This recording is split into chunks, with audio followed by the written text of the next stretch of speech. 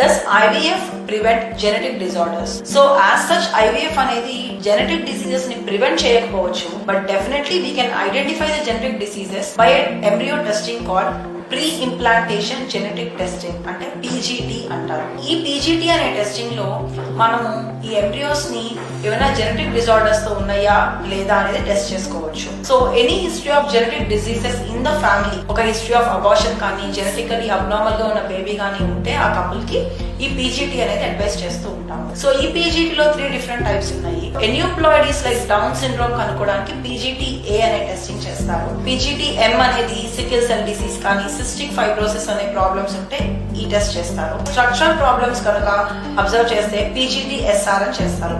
So ఇలా 3 different types of PGTs తో మనం జెనెటిక్ డిసీజెస్ ని ఐడెంటిఫై చేసి ఆ పర్టికులర్ ఎంబ్రియోస్ ని ఎంబ్రియో ట్రాన్స్ఫర్ చేయకుండా కనుకుంటే ఆ జెనెటిక్ డిసీజెస్ ని నెక్స్ట్ జనరేషన్ కి పంపించకుండా ఉండగలుగుతాం.